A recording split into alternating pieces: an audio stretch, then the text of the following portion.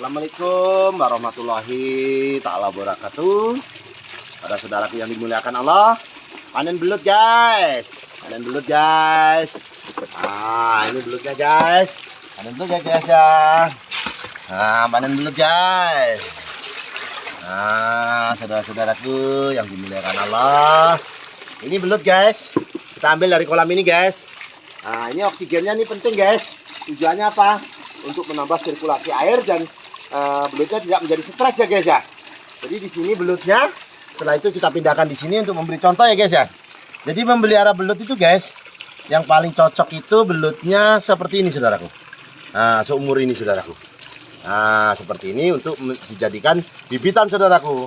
Nanti nggak lama kemudian belut itu menjadi besar. Seperti ini nanti belutnya akan menjadi besar. Kalau seperti ini kebesaran saudaraku.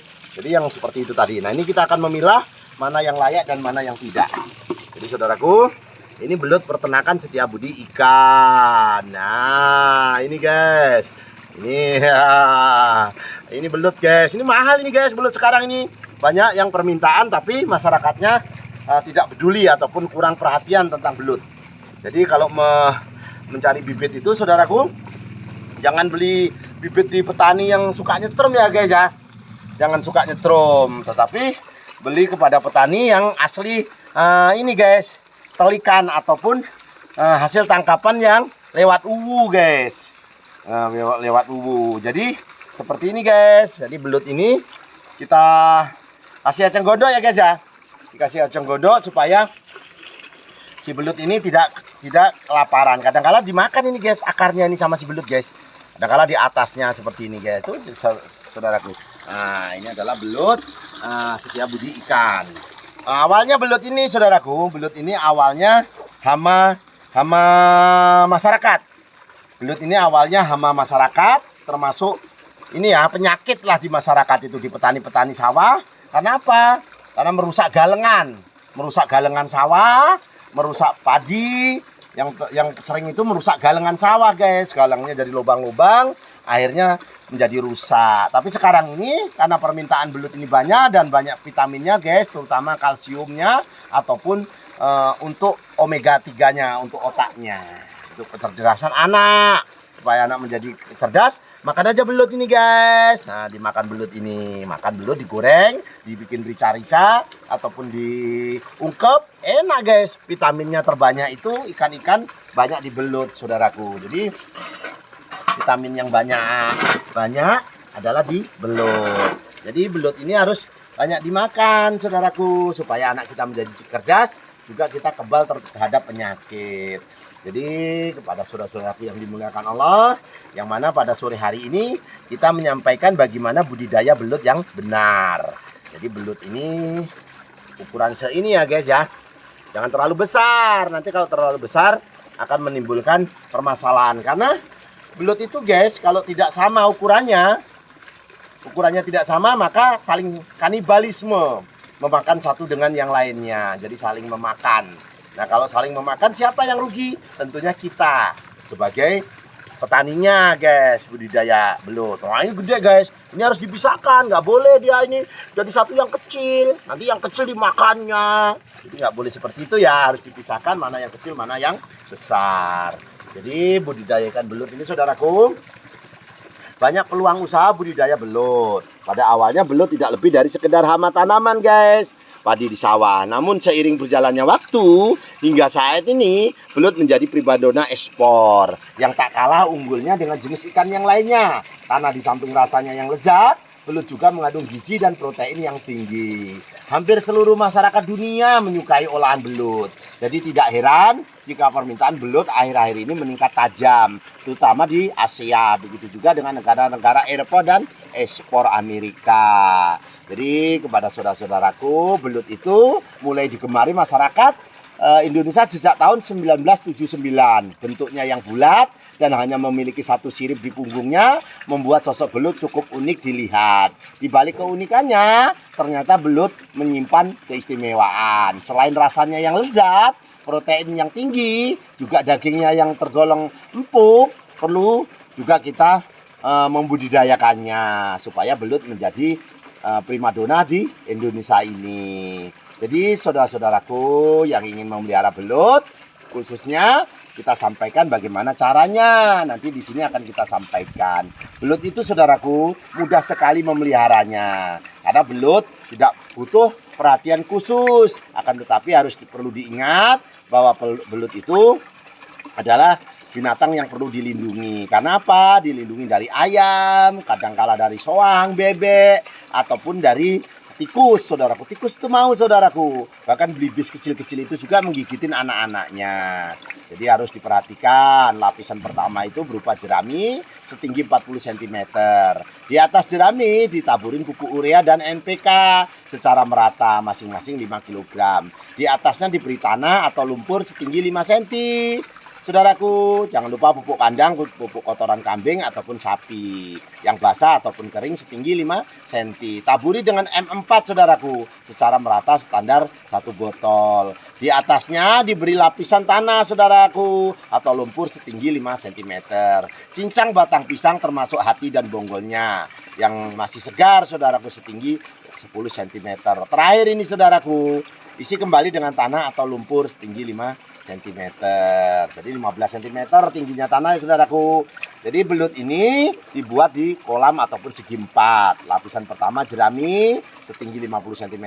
Jangan lupa pupuk urea NPK, saudaraku. Di atasnya diberi tanah. Seperti itu, saudaraku, ya. Nanti di konten yang akan datang kita sampaikan bagaimana cara yang benar memelihara belut. Jangan lupa, saudaraku, airnya ya jangan sampai kekeringan. Kalau kekeringan nanti menimbulkan kematian massal, saudaraku. Potongan jerami jangan lupa juga, karena potongan jerami ini sangat bermanfaat untuk si belut itu tadi, saudaraku. Jadi yang perlu disampaikan penyakitnya, saudaraku. Jadi mencegah penyakitnya itu kita harus tahu, saudaraku. Jadi bahan-bahan untuk pakan dulu ya, saudaraku. Jangan penyakitnya ya, pakannya eceng gondok dicincang-cincang, begatul ataupun tidak halus, tepung ikan asin. Ampas tahu boleh, urea 5 sendok makan, jangan berlebihan nanti keracunan. Tapi urea juga penting untuk supaya rumennya si belut tadi, perutnya supaya menjadi sehat, maka urea itu penting.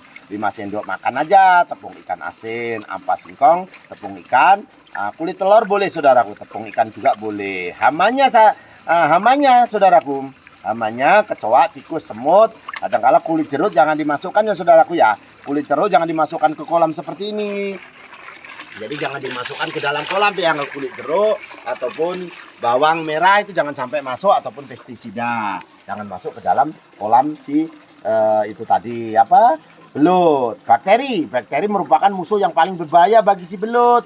Jika penyakit ini menyerang, maka tubuh belut menjadi lemas.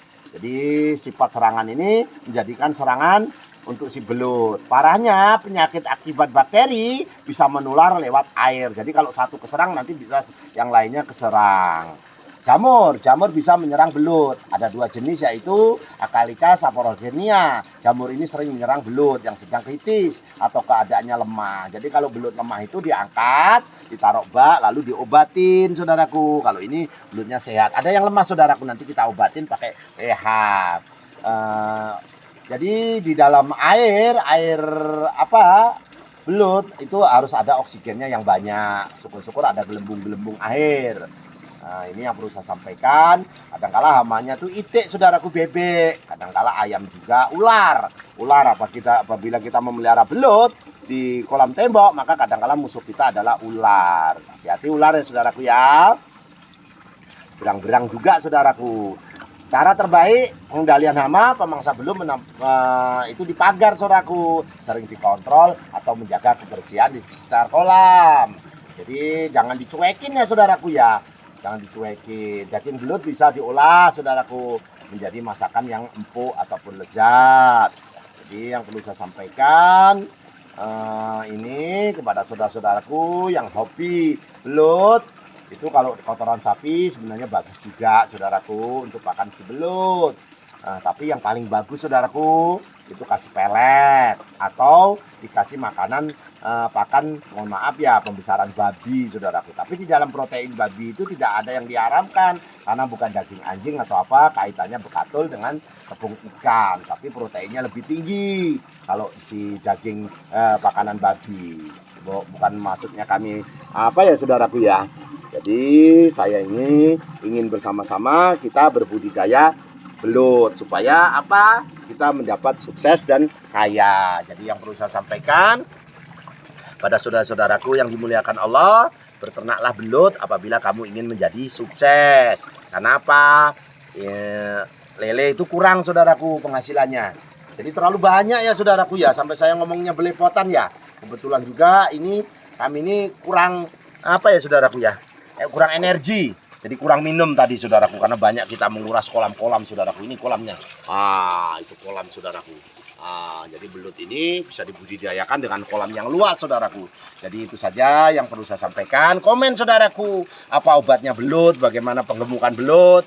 Komentar di kolom kami ini di YouTube Setia Budi Ikan. Insya Allah walaupun waktunya terlambat pasti kami balas. Jadi saudara-saudaraku yang dimuliakan Allah, yang mana berternak belut ya saudaraku ya, berternak belut supaya menjadi sukses. Itu saja yang perlu saya sampaikan. Saya ingin mendoakan yang subscribe terutama panjangkan umurnya, jauhkan dari penyakit dan musibah, dan alhamdulillah dilimpahkan kesehatan juga rezekinya. Amin ya Allah. Ya Allah, ya Allah, ya Allah. Dengan doa selamat ya Allah. Bahasa belut saja engkau tahu ya Allah. Jadi sayangilah yang ada di bumi, dan di saya yang ada di langit menyayangi kita. Dan berdoa itu saudaraku menengadahkan ke atas, tingginya sebahu tangan kita. Kita yakin doa kita akan dikabulkan. Karena tiada kata seindah doa. Dan semoga apa yang kami doakan ini didengar Allah dan diijabahi. Ya Allah, panjangkan umurnya yang subscribe ya Allah. Amin.